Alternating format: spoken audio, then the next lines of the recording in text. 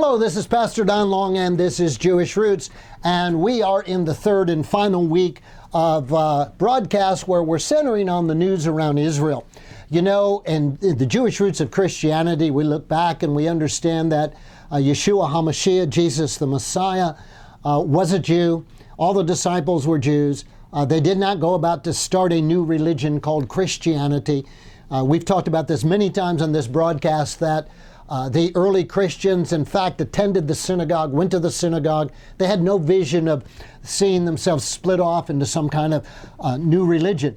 We've talked about on this broadcast about the fact that Yeshua HaMashiach, Jesus the Messiah, is coming back. The second coming is, we believe, many of us, just around the corner for us. We're in the last days. And he's coming back as a Jew, and he's coming back to lead a 1,000-year reign of peace on planet Earth, and he's coming to Jerusalem. And the law will go forth from Zion, is what the Bible says. And then all men will know. Certainly, I believe during that time there will be nothing by the name of Christianity, because we will all be believers, Jew and Gentile alike, in Yeshua as Messiah. Now, the Bible therefore says that God's choice of Israel, God's choice of his people, is a choice that he made. And as he said to Abraham, I will make you a blessing to the nations of the world, and so they have been. But he also says that those of us as Gentiles, as Gentile nations, that will bless Israel, we will be blessed. And those who come against Israel will be under a curse. So in that light, for the last 2 weeks, and now the third and final week that I'll be talking about this, we're looking at a turn that's taken place in America from our administration, where decisions are being made that are not friendly to God's people, in fact are supporting the enemy of God's people, and we need to look at that closely. Unity Coalition for Israel recently published an article called "The Demise of Pax Americana." Pax Americana, the peace of America, the rule of America in bringing peace to the world. And so I want to quote to you some things from that article I think you'll find thought-provoking.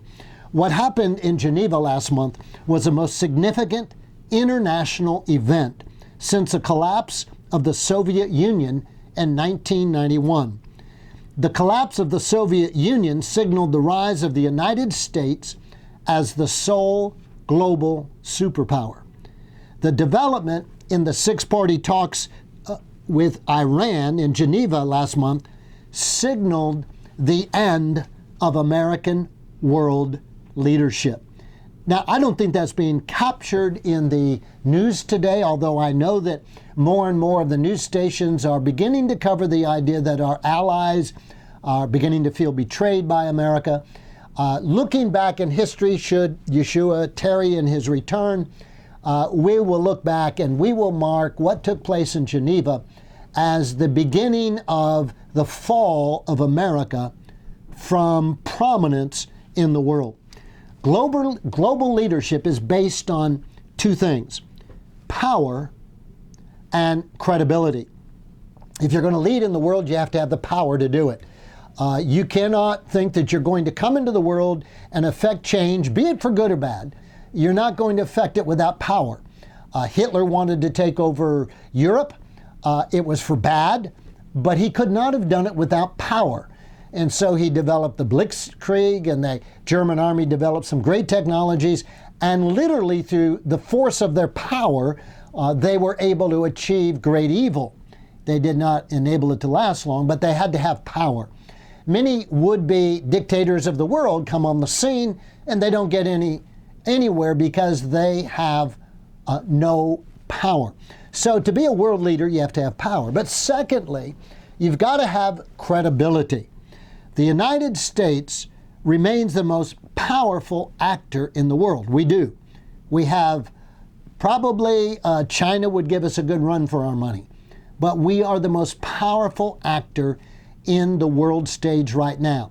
Certainly not the United Kingdom, certainly not France, none of the South American countries, no African countries, maybe Russia, but that's doubtful. China would be the only one who would give us a run for the money. So I would agree with the statement that we are the most powerful actor right now in the world. But last month, Americans' credibility was absolutely shattered. Secretary of State John Kerry spent the first part of the week lying to Israel and the Gulf Arab leaders and then threatening the Israeli people. He lied to Prime Minister Benjamin Netanyahu, and he lied to the Saudis, who are supposedly our best friends in the Middle East, about the content of the deal U.S. and European negotiators had achieved with the Iranians.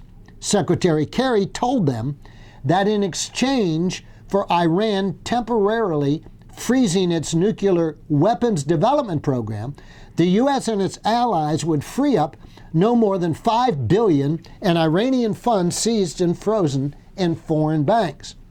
And then Kerry threatened the Israeli people with terrorism and murder. And so he invited both.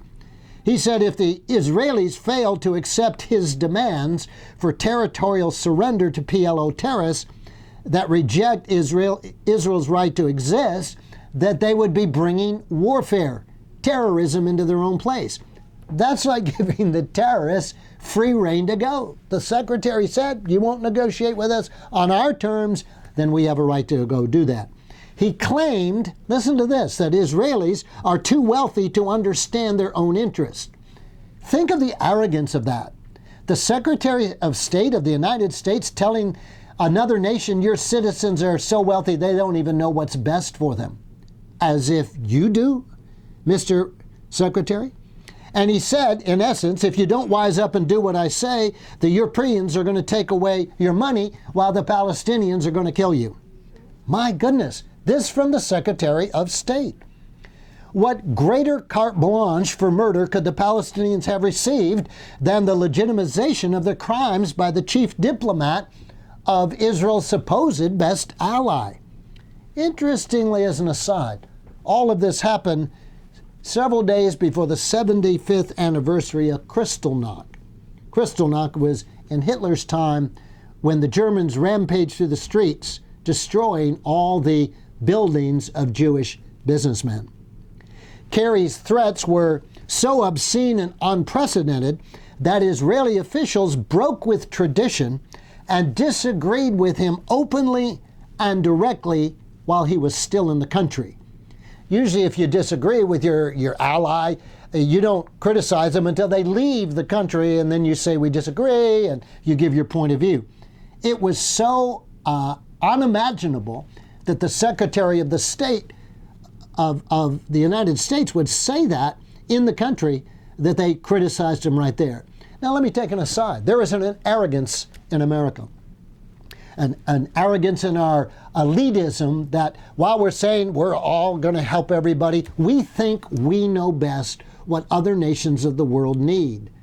How about if we get our own house in order before we try to tell other people how to get their house in order? Even the left in Israel openly criticized Secretary Kerry. As for Kerry's lies to the U.S. chief Middle Eastern allies, it was the British and the French who informed the Israelis and the Saudis that far from limiting sanctions to a few $1 billion in frozen funds, the draft agreement involved ending sanctions on Iran's oil and gas sector. Many billions of dollars. Isn't that amazing? The Saudis, who trusted America, the Israelis, who trusted America, found out from the British and French that America was lying to them about the deal. Both the U.S.'s position and the fact that Kerry lied about that position to the U.S. chief allies ended what was left of American credibility in the Middle East. That credibility was already tattered by the U.S. lack of understanding in Syria and by the U.S. support of the Muslim Brotherhood in Egypt. Even the people of Egypt knew that was not right. Let me say something aside here, apart from what Unity Coalition is writing about. There has been an amazing lack of understanding of the people and the situations in the Middle East by our State Department. I can guarantee that when anybody talks about giving the Golan Heights back to Syria, they've never been there. If you come on one of our tours to Israel, we'll take you up there.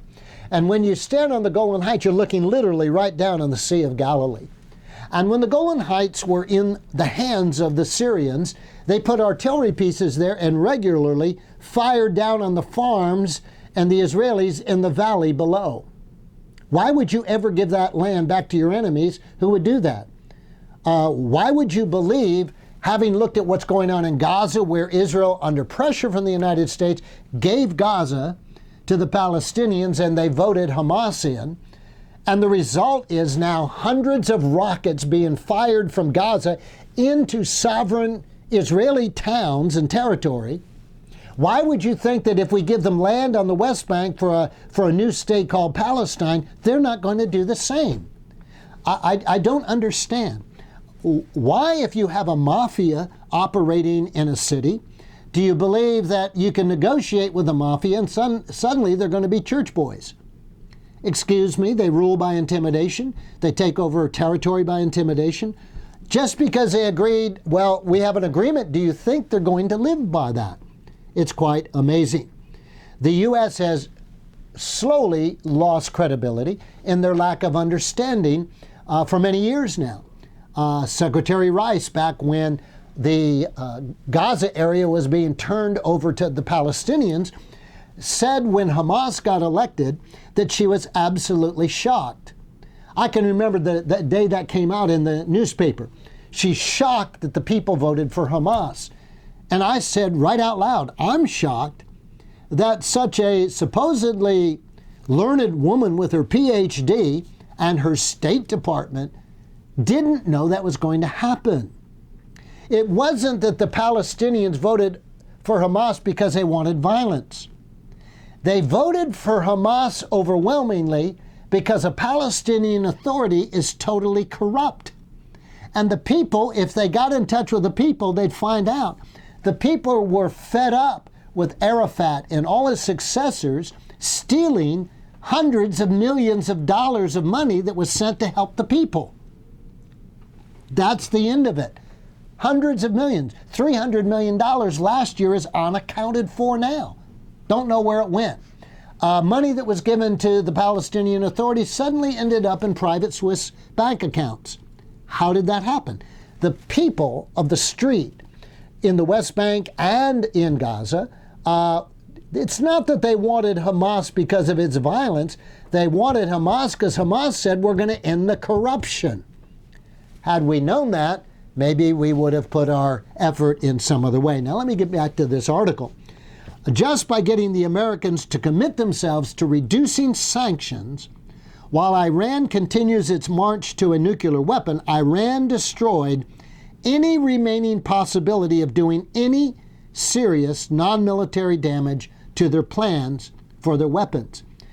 The sanctions were working, and I know we took a group from Christians United for Israel, some 5,000 of us across the U.S., going down in the summer to CUFI, Christians United for Israel, and part of that was to lobby Congress over the past several years, 17, 18 of us from Massachusetts going down there, that we were lobbying our congressmen to maintain sanctions against Israel. By the way, Congress still believes in sanctions, and they're moving sanction bills forward right now, even though the president said, I want to back off from sanctions. Congress is saying we need to increase sanctions.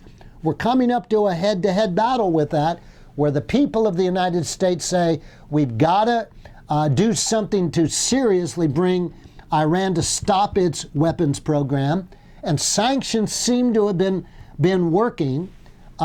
We've got a president who believes he knows better than Congress, and who therefore backed away from sanctions. My goodness. Listen to this. Walter Mead wrote in a recent article, it was fear of losing Pax Americana, or the rule of American peace, that made all previous U.S. administrations balk at reaching an accord with Iran. As he put it, quote, past administrations have generally concluded that the price Iran wants for a different relationship with the U.S. is unsustainably high. Essentially, to get a deal with Iran, we would have to sell out all our other allies. That's not only a moral problem. Throwing our old allies like the world to reduce the confidence that America's allies have our support. Well, this is unsustainably high price. The Obama administration just decided they could pay it. And they didn't even get a different relationship with Iran. What we traded was our credibility with our allies in the world, but especially in the Middle East, and we didn't get anything from Iran. We didn't come away with Iran saying, we will halt our program. We got nothing, but what President Obama did was it destroyed the credibility, not of Obama. He destroyed the credibility of the United States of America. And now our allies are scrambling to find other nations they can form alliances with that they will trust, because they can't trust the United States. It was American credibility that got destroyed. You know, it's interesting. States act together, nations act together because they have perceived shared interest. For example, if Israel and Saudi Arabia combine to attack Iran's nuclear sanctions, it will not be because they suddenly found commonality in their religious views. They don't have that. It's going to be for one thing. Both Saudi Arabia and Israel do not want to see a nuclear Iran. Both of them know that Iran will use weapons first against Israel and then against Saudi Arabia. The Saudis know this. That is a religious conflict, by the way, between Sunni and Shiite. That's how deep it is that they will literally kill each other. And so suddenly the Israelis and the Saudis have something in common, because their supposed friend, the United States, cannot be counted on any longer to uphold its word. I find this interesting, and I mentioned it, I think, in a broadcast last month. You know, when you look over the history of the United States with negotiating treaties and getting into treaties with people, we don't have a good record. And it goes back to the time of the Indians. The United States government made many treaties with the Indians and then broke them. The record I read that it stands at over 400 individual treaties were made with Indians and then broken by the U.S. government. Most of the treaties were, you can have this section of land and that's it. We're going to move you off this section to another, but then that's it, and you'll be allowed to stay there until development took place, and then we broke that treaty and moved them again to another place. Over 400 broken treaties with the Indians. We do not have a good history from the 1800s on of being moral people in how we deal with other nations and other ethnic groups. Until Obama became president, the consensus view of the U.S. foreign policy establishment and of both major parties was that the U.S. had a permanent interest in being the overriding power in the Middle East. U.S. power in the region ensured three permanent U.S. national security interests. Number one, our presence there prevented enemy regimes and terror groups from acquiring the means to cause catastrophic harm, be that chemical, biological, or nuclear. Number two, our presence there assured the smooth flow of petroleum products through the Persian Gulf and the Suez Canal. And number three, our presence demonstrated the credibility of American power by ensuring the security of our allies. People would treat Israel a little bit differently because they knew America's going to come to their defense. They treat Saudi Arabia a little more differently because they knew America's going to come to their defense. It appears now that that no longer is a fact. So regardless of who was in the White House for the better part of 70 years, every U.S. government upheld those interests. This consistency of our support built our credibility, which in turn enabled us, if you will, to throw our weight around. But President Obama departed from this foreign policy consensus in an irrevocable manner. You've got to understand what happened. he broke something. He broke trust at such a basic level that in the Arab world, by the way, the United States is a laughing matter. The Iraqis were rejoicing. The Iranians were rejoicing over this agreement because it's obvious to them, and should be obvious to us, that they won. That we came head to head, we're going to increase sanctions, and we're always going to, if you don't follow a sanction, if we have to, we'll use military force to not let you have a nuclear weapon when you're threatening to use that against other sovereign nations of the United Nations. They won that battle. When it came head to head, our president backed down. And so in the Arab world, under the present administration, America's been found to be unwilling to back its commitments. Our credibility has been destroyed. Once credibility is destroyed, how do you get it back? And how many years does it take to get it back? When somebody lies to you, how long does it take before you trust them? If they have a long history of lying to you, or they lie to you at such a fundamental thing, will you ever trust them again? If you have an insurance company and they insure your house and you pay them $1,000, $1,200 a year to insure your house, and then your house has a fire and they say, we're not going to pay you. Next year, are you going to take out an insurance policy with that company? They can have all the things, we'll insure. But wait a minute, you told me that last time, that you would insure me, but when I needed your money, you didn't come through. No, I'm not going to trust you again. Basic. Well, when the United States begins to make unilateral decisions that are perceived as betraying its allies, number one, that emboldens its enemies. We're now more ready to go against whatever the United States wants because we doubt that they're going to honor their word. Don't you think for a moment that China hasn't taken notice of this? That we, in fact, say that we're going to support Taiwan. Well, will we really? That we have a non-aggression pact with Japan and we will come to their defense. Or South Korea. We will come to their defense. Do you think the North Koreans aren't thinking, gee, if we attack South Korea, what are the chances the United States will say, well, we're not going to get involved? If China begins to push against the territories of Japan, are we going to say to Japan, why don't you just give up those islands? It's not worth getting in a fight about. Are we going to back away? We have emboldened the enemies and we have betrayed our friends. Absolutely amazing to me that all of this takes place around the nation of Israel. And amazing to me that in the 2 terms of one president, we can reverse the fortunes of a nation.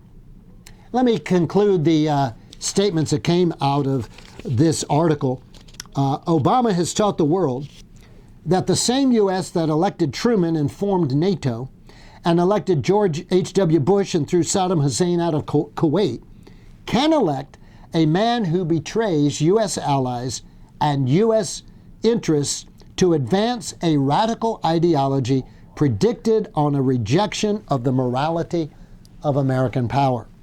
Any U.S. ally is now on notice that U.S. promises, even if it's based on U.S. interests, are not reliable. American commitments can expire the next time America elects a radical to the White House. For everyone from Anwar Sadat to South American Democrats, for the past 45 years, America's alliance with Israel was a central anchor of America's strategic credibility. The sight of America standing with the Jewish state in the face of a sea of Arab hatred is what convinced doubters worldwide that America could be trusted. America's appalling betrayal of Jerusalem under Obama, likewise, is a straw that has broken the back of American credibility from Taipei to the South American capitals. If Congress is interested in rectifying or limiting the damage, it could likewise remove the presidential waiver that enables Obama to continue to finance the PLO, despite its involvement in terrorism, and to move the capital, for example, the embassy to the capital of Jerusalem. But even these moves, at this point, will not fully restore America's credibility. You know, it's amazing how you can look at a heritage, you can look at a business in the business world, and you can see how a business has grown from generation to generation. And then there comes a grandson or someone like that who takes over the business, and because he doesn't understand business, he doesn't believe in it, he's maybe not interested in it, that business can collapse in 10 years. It seems like all of us, what happened to that business and all the people that were employed? Well, somebody who didn't have a heart for the business, didn't have the vision of the business, can absolutely destroy it. I've read of foundations where companies where the president of the company is not raising up his son to be the president, but someone else, because his son doesn't understand the business or have an interest. The father wants to see the business survive, so he's got to give it to a non-relative who will ensure that it survives, because his relatives will not do that. It's amazing to me as a student of American history and reading through things like the Civil War and our internal conflict and the war in Vietnam, which certainly divided this nation, and reading about things we've gotten involved in politically and worldwide that we certainly never should have. It's amazing to me that when I read about the historic backing of this country for Israel and for the Jews, from our founding fathers up until 4, 5, 6 years ago, that there's been a consistency in America's commitment to Israel. Amazing to me that in the term of one man elected to president, this nation's destiny has been changed. Not for the good. This is not the kind of change we want to see in America. Because to come against Israel is to come against God's people. And the Bible is so clear that the nations that support Israel, God will bless them. But the nations that divide Jerusalem, the nations that come against Israel, then destruction will come upon that nation. That doesn't bode well for our future unless we, the people, begin to respond to our senators and our legislatures and write the president and say, we demand that this nation get back on track in supporting God's people, the people of Israel. This is Pastor Don Long, and this has been Jewish Roots. I look forward to talking with you next week. You have an excellent week.